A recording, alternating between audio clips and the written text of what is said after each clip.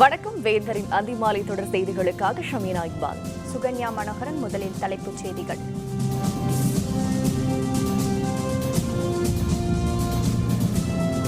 ஜல்லிக்கட்டு சட்ட முன்வரைவு பேரவையில் நாளை தாக்கல். முதல்வர் பன்னீர்செல்வம் பேட்டி.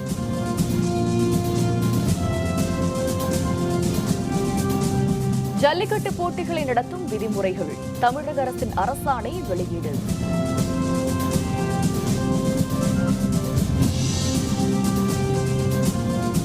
ஜல்லிக்கட்டு நடத்த நிரந்தர தீர்வு காண்க. தமிழகத்தில் தொடரும் பெருந்திரள் போராட்டம்.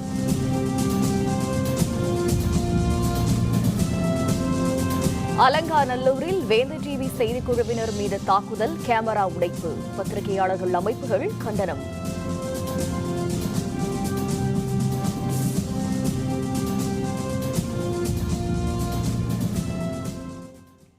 ஜல்லிக்கட்டு தொடர்பாக தமிழக சட்டப்பேரவையில் நாளை சட்ட முன்வரைவு தாக்கல் செய்யப்பட்டு நிறைவேற்றப்படும் என முதல்வர் பன்னீர்செல்வம் தெரிவித்துள்ளார். மதுரையிலிருந்து சென்னை திரும்பிய அவர் விமான நிலையத்தில் செய்தியாளர்களுடன் பேசிய போது அவசர சட்டம் பிறப்பிக்கப்பட்டதால் ஜல்லிக்கட்டு விதிக்கப்பட்ட தடை நீங்கியதாக குறிப்பிட்டார். மத்திய அரசின் உள்துறை சட்டத்துறையின் ஒப்புதல் பெற்று அவசர சட்டம் கொண்டு வரப்பட்டுள்ளதாக அவர் சுட்டிக்காட்டினார்.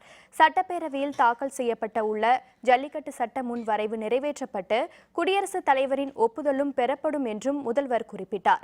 தற்போது பிறப்பிக்கப்பட்டுள்ள சட்டம் நீடித்த நிலையான சட்டம் என்றும் ஜல்லிக்கட்டு விவகாரத்தில் தமிழக அரசு தனது கடமையை செய்துள்ளதாகவும் முதல்வர் பன்னீர்செல்வம் கூறினார்.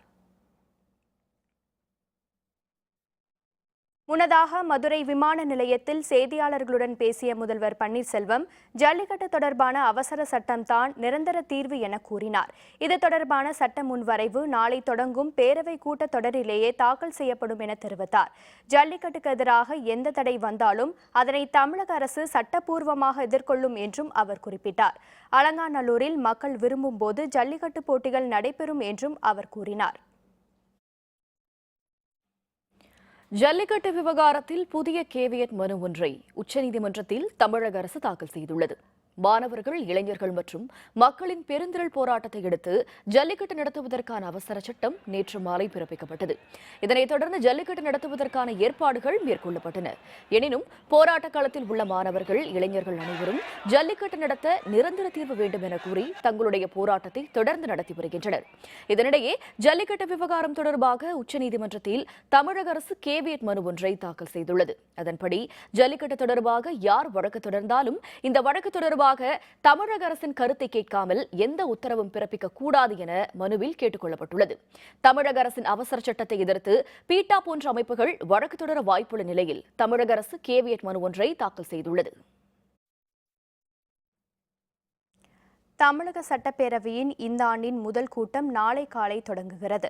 அலங்காநல்லூர், சென்னை உள்ளிட்ட பல்வேறு பகுதிகளில் ஜல்லிக்கட்டுக்கு நிரந்தர தீர்வு கோரி நடைபெற்று வரும் பெருந்திரள் போராட்டம் நாளுக்கு நாள் தீவிரமடைந்துள்ளது.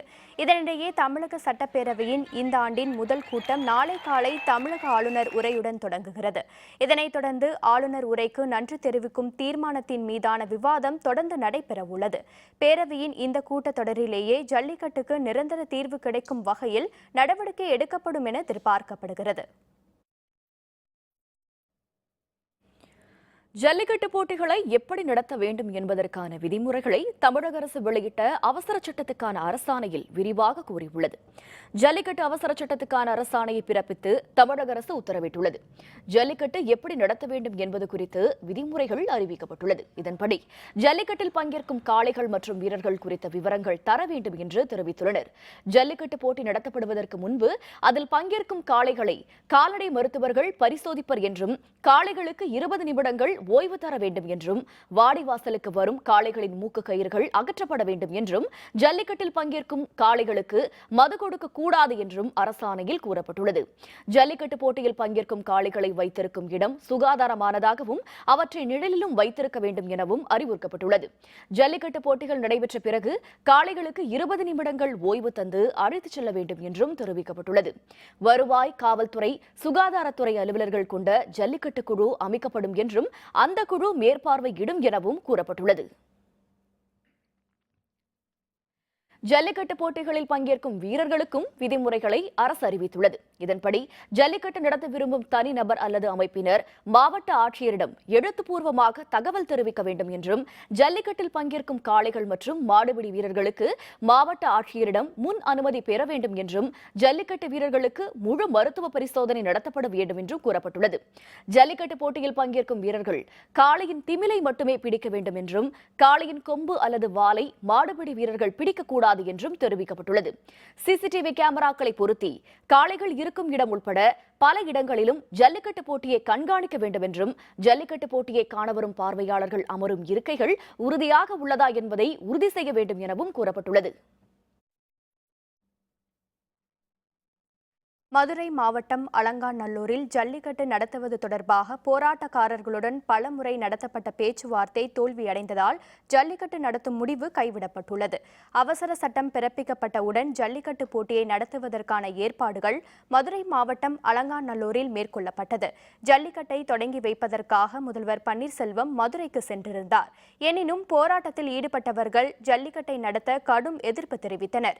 இதனையடுத்து போராட்டக்காரர்களுடன் மாவட்ட ஆட்சியர் வீரராகவராவ் பல சுற்று பேச்சு நடத்தியும் அவர்கள் ஒப்புக்கொள்ளவில்லை.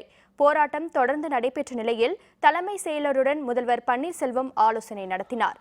மக்களின் தொடர் போராட்டம் காரணமாக ஜல்லிக்கட்டு நடத்தும் முடிவு விலக்கிக் கொள்ளப்பட்டது. இதனையடுத்து மதுரையிலிருந்து முதல்வர் சென்னை திரும்பினார்.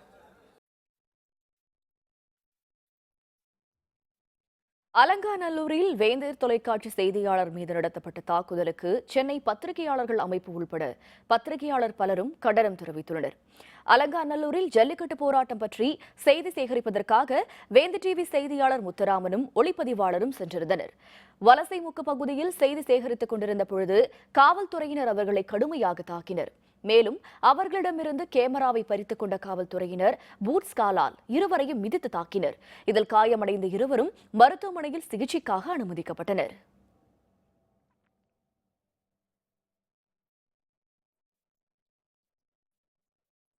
வேந்தர் டிவி செய்தியாளர் மற்றும் ஒளிப்பதிவாளர் மீது நடத்தப்பட்ட தாக்குதல் பற்றிய தகவல்களை தொலைபேசி வழியே தருகிறார் தாக்கப்பட்ட செய்தியாளர் முத்துராமன்.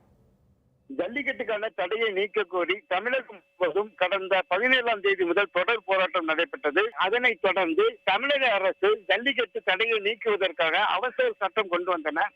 இந்த சட்டம் தங்களுக்கு தேவையில்லை, நிரந்தர சட்டம் தேவை வேண்டும் என்று ஜல்லிக்கட்டுக்கான போராட்டம் நடைபெற்று வந்தன.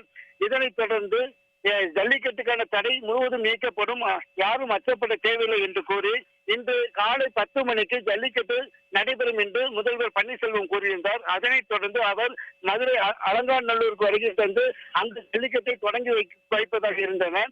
இதனைத் தொடர்ந்து செய்தி சேகரிப்பதற்காக திருநெல்வேலியில் இருந்து நானும் எனது கேமராமேன் ஜெயக்குமார் ஆகிய இருவரும் மதுரை வந்திருந்தோம். அப்பொழுது அலங்காநல்லூர் அருகே வரும் பொழுது குமாரம் என்ற இடத்தில் காவல்துறையினர் அங்கிருந்த பொதுமக்கள் மீது தடியடி நடத்தியது.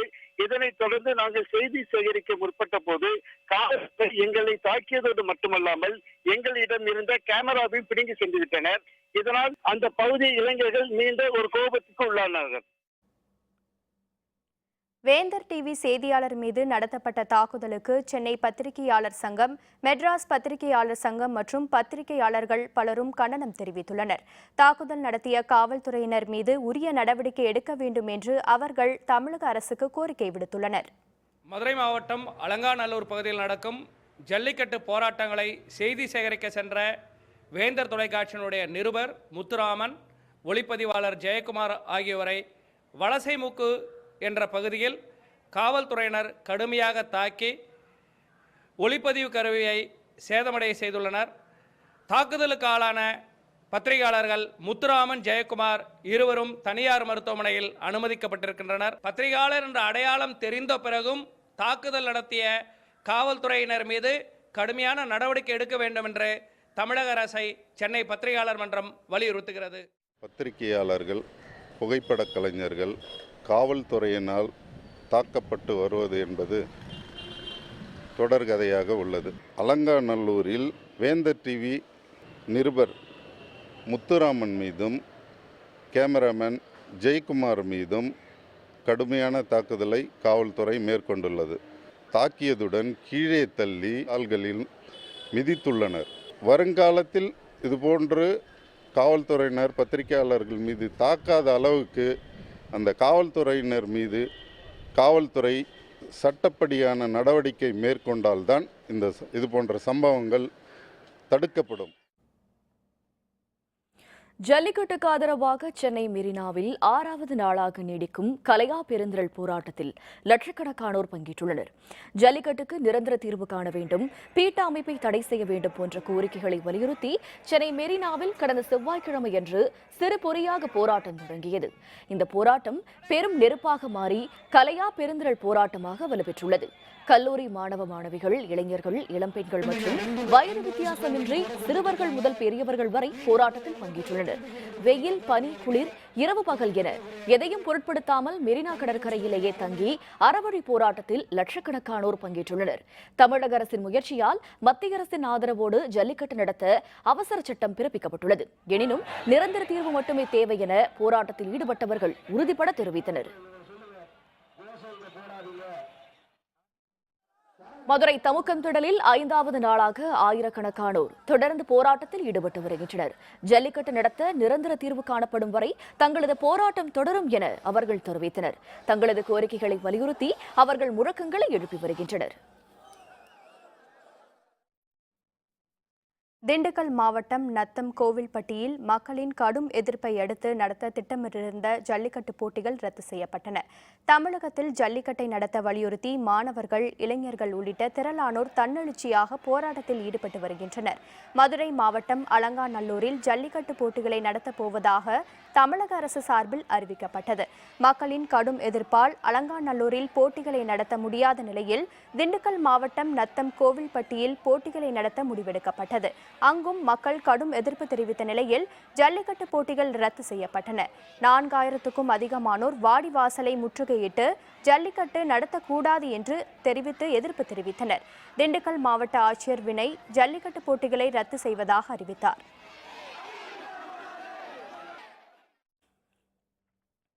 தமிழகம் மட்டுமல்லாமல் இந்தியாவின் பல பகுதிகளிலும் ஜல்லிக்கட்டுக்கு ஆதரவான போராட்டம் தொடர்ந்து நடைபெற்று வரும் நிலையில் உலகின் பல்வேறு நாடுகளில் வாழும் தமிழர்கள் உட்பட திரளானோர் போராட்டத்தில் ஈடுபட்டு வருகின்றனர். America, Australia, Japan, Singapore, Malaysia, Dubai, Netherlands உள்ளிட்ட பல நாடுகளிலும் ஜல்லிக்கட்டுக்கு ஆதரவான போராட்டம் தொடர்ந்து நடைபெற்று வருகிறது. ஜல்லிக்கட்டு போட்டிகளை நடத்த வேண்டும் எனவும் பீட்டா அமைப்புக்கு தடை விதிக்க வேண்டும் எனவும் வலியுறுத்தி பலரும் போராட்டங்களில் ஈடுபட்டுள்ளனர். உலகம் முழுவதும் ஜல்லிக்கட்டுக்கு ஆதரவு அதிகரித்துள்ள நிலையில் பன்னாட்டு அமைப்புகளால் இந்திய இறையாண்மைக்கு ஊறு விளைவது குறித்தும் பலரும் எதிர்ப்பு தெரிவித்துள்ளனர்.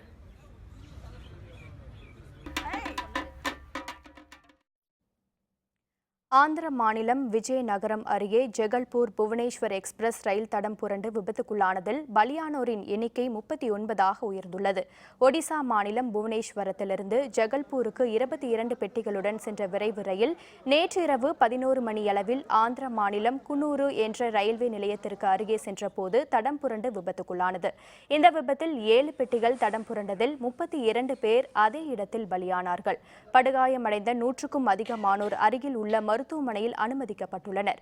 அதில் 7 பேர் சிகிச்சை பலனின்றி இறந்ததை அடுத்து பலி எண்ணிக்கை 39ஆக உயர்ந்துள்ளது. இந்த விபத்து காரணமாக அந்த வழியாக செல்லும் அனைத்து ரயில்களும் மாற்று வழியில் இயக்கப்படுகின்றன.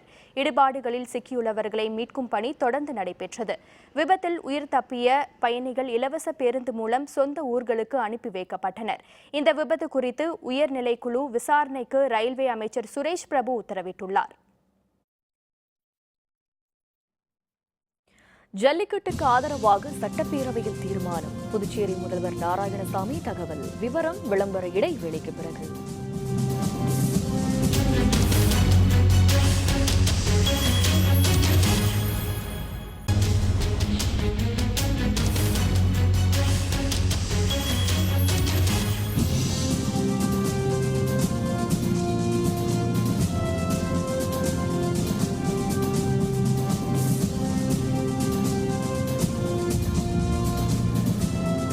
செய்திகள் தொடர்கின்றன. புதுச்சேரி சட்டப்பேரவையில் ஜல்லிக்கட்டுக்கான அவசர சட்டத்தை மத்திய அரசு ஒப்புதல் அளிக்க வலியுறுத்தி தீர்மானம் நிறைவேற்றப்படும் என்று புதுச்சேரி மாநில முதல்வர் நாராயணசாமி தெரிவித்துள்ளார்.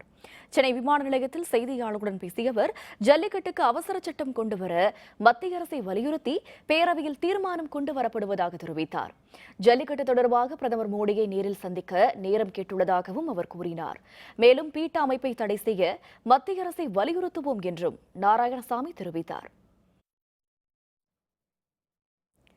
ஜல்லிக்கட்டு போட்டிகளுக்கு விதிக்கப்பட்ட தடைக்கு நிரந்தர தீர்வு காண வலியுறுத்தி ராமநாதபுரத்தில் மாணவ மாணவிகள் போராட்டத்தை தொடர்ந்து வருகின்றனர். ஜல்லிக்கட்டு போட்டிகளுக்கு விதிக்கப்பட்ட தடையை நீக்க வலியுறுத்தி ராமநாதபுரம் மாவட்ட ஆட்சியர் அலுவலகம் அருகே உள்ள பட்டணம் காத்தான் ஊராட்சி அலுவலகம் முன்பு திரளானோர் தொடர் முழக்க போராட்டத்தில் ஈடுபட்டுள்ளனர். இந்நிலையில் ஜல்லிக்கட்டு நடத்த அவசர சட்டம் பிறப்பிக்கப்பட்டுள்ள போதிலும் நிரந்தர தீர்வு காண வலியுறுத்தி அவர்கள் போராட்டத்தை தொடருகின்றனர். இதனிடையே இந்த கோரிக்கையை வலியுறுத்தி மாணவிகள் கும்மியடித்து வித்தியாசமான முறையில் போராட்டத்தில் ஈடுபட்டுள்ளனர். ஜல்லிக்கட்டுக்கு நிரந்தர சட்டம் கோரி திருநெல்வேலியில் மாணவ மாணவிகளும் பொதுமக்களும் தங்களது போராட்டத்தை தொடர்ந்துள்ளனர். திருநெல்வேலி மாவட்டம் பாளையங்கோட்டை வஉசி திடலில் நடைபெற்று வரும் இந்த போராட்டம் இன்று 6வது நாளாக தொடர்கிறது. இந்நிலையில் ஜல்லிக்கட்டு நடத்த கொண்டு வரப்பட்ட அவசர சட்டத்தை ஏற்க மறுத்த போராட்டக்காரர்கள் நிரந்தர தீர்வு கோரி தங்களது போராட்டத்தை தொடர்கின்றனர். இந்த போராட்டத்தில் 80 பேர் கடந்த 3 நாட்களாக உண்ணாவிரதத்தில் ஈடுபட்டுள்ளனர். இதனிடையே தென்காசி சுற்றுவட்டார பகுதிகளிலும் ஜல்லிக்கட்டு ஆதரவாளர்கள் போராட்டக்காரர்கள் நடைபெற்று வருகின்றனர். தேனி மாவட்டம் கம்பத்தில் ஜல்லிக்கட்டுக்கு நிரந்தர தீர்வு கோரி தொடர் போராட்டத்தில் ஈடுபட்டுள்ள மாணவ மாணவிகளுக்கு ஆதரவாக அப்பகுதி மக்களும் ஊர்வலமாக வந்து பங்கேற்றனர். கம்பம் தலைமை அஞ்சல் நிலையம் அருகே 5வது நாளாக போராட்டம் தொடர்ந்து நடைபெற்று வருகிறது. ஜல்லிக்கட்டு நடத்த அவசர சட்டத்தை இயற்றப்பட்டதை நிராகரித்த போராட்டக்காரர்கள் நிரந்தர தீர்வு காண வேண்டும் என வலியுறுத்தி வருகின்றனர். இந்நிலையில் மாணவ மாணவிகளுக்கு ஆதரவாக சுற்றுவட்டார பகுதிகளை சேர்ந்த ஆண்களும் பெண்களும் ஊர்வலமாக வந்து போராட்டத்தில் பங்கேற்றனர்.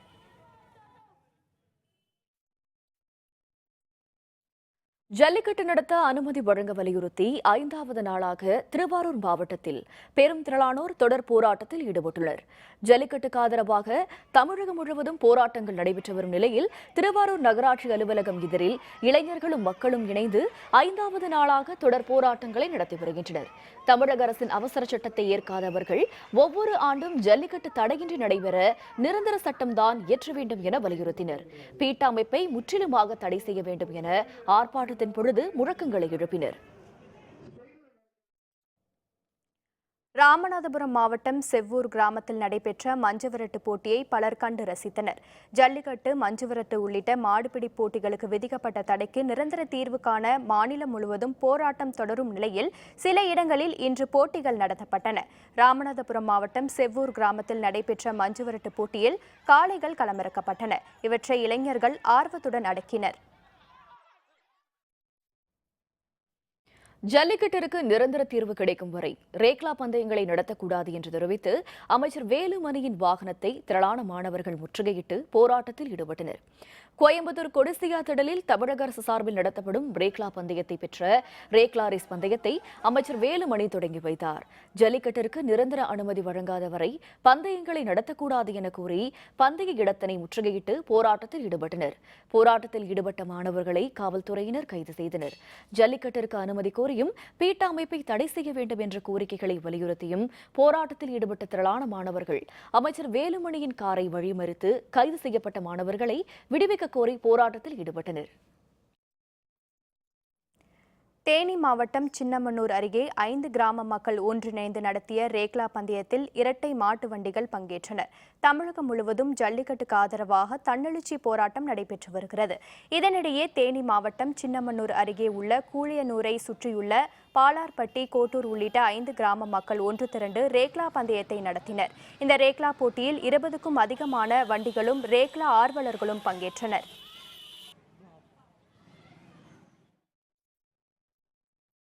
புதுக்கோட்டை மாவட்டம் ராப்பூசலில் நடைபெற்ற ஜல்லிக்கட்டு போட்டியில் காயமுற்ற மாடுபிடி வீரர்கள் 2 பேர் உயிரிழந்தனர்.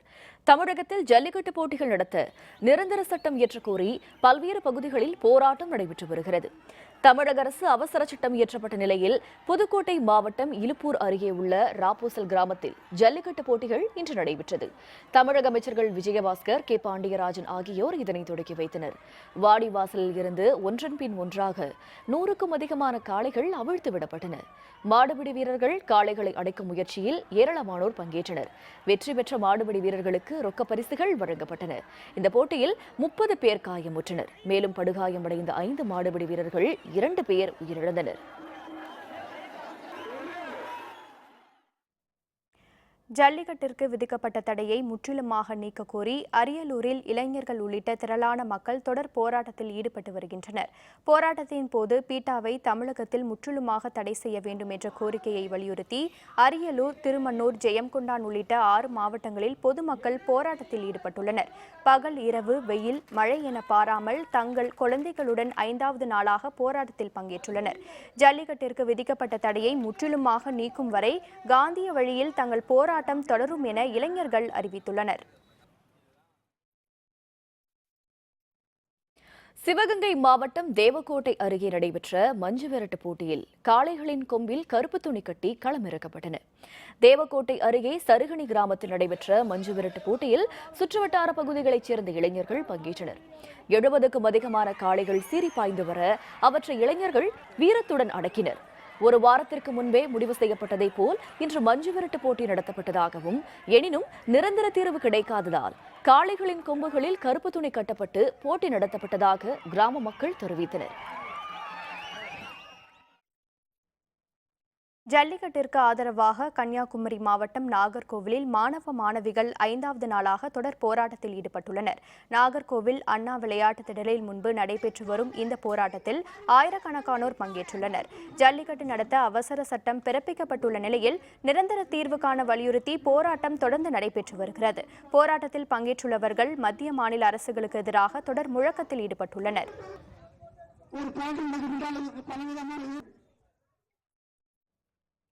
திருச்சி மாவட்டம் மணப்பாறை அருகே உள்ள புதுப்பட்டியில் தற்காலிக வாடிவாசல் அமைத்து நடைபெற்ற ஜல்லிக்கட்டு போட்டியில் 100க்கும் மேற்பட்ட காளைகள் சீறி பாய்ந்தன.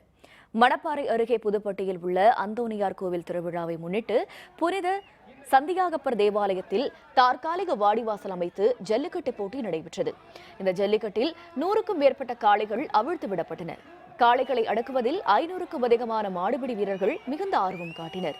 இந்த ஜல்லிக்கட்டை சுற்றுவட்டார பகுதியில் இருந்து வந்திருந்த ஏராளமானோர் கண்டுகளித்தனர். தொடர்ந்து 8வது நாளாக ஜல்லிக்கட்டுக்கு எதிராக போராட்டம் நடைபெற்ற வரும் நிலையில் இந்த பகுதியில் ஜல்லிக்கட்டு போட்டி நடத்தப்பட்டது மாடுபிடி வீரர்களிடம் மகிழ்ச்சியை ஏற்படுத்தியுள்ளது.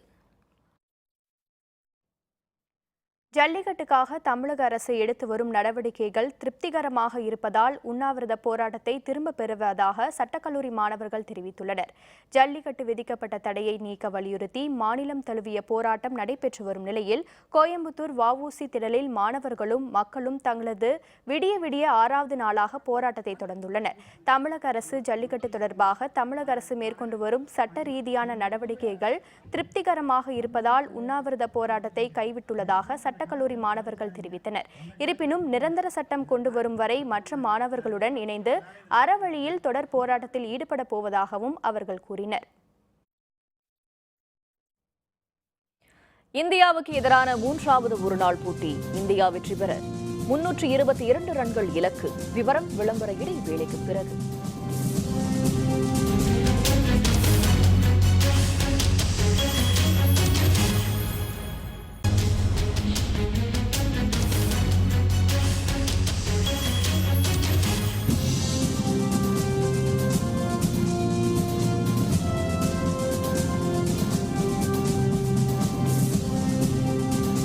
செய்திகள் தொடர்கின்றன. சுவிட்சர்லாந்தின் சாடியோ டி ஓஎக்ஸ் நகரில் தொடங்கியுள்ள 39வது பன்னாட்டு பலூன் திருவிழாவில் 15 நாடுகளை சேர்ந்த 70க்கும் அதிகமான வீரர்கள் பங்கேற்றுள்ளனர். சுவிட்சர்லாந்தின் சாடியோ டி ஓஎக்ஸ் நகரில் ஆண்டுதோறும் பனிக்காலத்தில் தொடங்கியுள்ள 39வது சர்வதேச பலூன் திருவிழா தொடங்கியுள்ளது. பல்வேறு நாடுகளை சேர்ந்த வீரர்கள் வெப்ப காற்றில் இயங்கும் பலூன்களில் அதிக உயரத்திற்கு காற்றின் திசை வேகத்திற்கு ஏற்ப பறந்து செல்வது, அதிக நேரம் வானில் பலூனை இயக்குவது உள்ளிட்டவற்றை கணக்கில் கொண்டு வெற்றி பெற்றவர்களுக்கு பரிசுகள் வழங்கப்பட உள்ளன. ஒரு வாரம் நடைபெறும் இந்த போட்டியை காண உலகின் பல்வேறு பகுதிகளிலிருந்து 40,000க்கும் அதிகமான மக்கள் வருகை தருவார்கள் என எதிர்பார்க்கப்படுகிறது. இங்கிலாந்துக்கு எதிரான 3வது மற்றும் கடைசி ஒருநாள் போட்டியில் இந்தியா வெற்றி பெற 322 ரன்கள் இலக்காக நிர்ணயிக்கப்பட்டுள்ளது.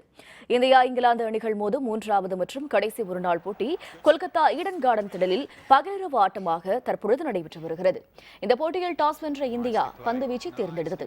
இதனையடுத்து இங்கிலாந்து அணியின் தொடக்க வீரர்கள் ஜேடன் ராய், பிலிங்ஸினை சிறப்பான தொடக்கத்தை தந்தது. எனினும் இந்திய வீரர் பாண்டாயின் சுழலில் ஜேசன் ராய் 65 ரன்கள் எடுத்து ஆட்டமிழந்தார். பில்லிங்ஸ் 35 ரன்களில் ஆட்டமிழந்தார். நிர்ணயிக்கப்பட்ட 50 ஓவரில் இங்கிலாந்து அணி 8 விக்கெட் இழப்பிற்கு 321 ரன்களை எடுத்துள்ளது. இதனைத் தொடர்ந்து 322 ரன்கள் என்ற இலக்குடன் இந்தியா விளையாடி வருகிறது. சற்று முன்பு வரை இந்திய அணி 2 ஓவர்கள் முடிவில் 1 விக்கெட் இழப்பிற்கு 22 ரன்கள் எடுத்துள்ளது. ரஹானே 1 ரன்னில் ஆட்டமிழந்தார். மீண்டும் தலைப்புச் செய்திகள். ஜல்லிக்கட்டு சட்ட முன் வரைவு பேரவையில் நாளை தாக்கல். முதல்வர் பன்னீர்செல்வம் பேட்டி. ஜல்லிக்கட்டு போட்டிகளை நடத்தும் விதிமுறைகள் தமிழக அரசின் அரசாணை வெளியீடு. ஜல்லிக்கட்டு நடத்த நிரந்தர தீர்வு காண்க. தமிழகத்தில் தொடரும் பெருந்திரள் போராட்டம். அலங்காநல்லூரில் வேந்த டிவி செய்திக்குழுவினர் மீது தாக்குதல், கேமரா உடைப்பு, பத்திரிகையாளர்கள் அமைப்புகள் கண்டனம்.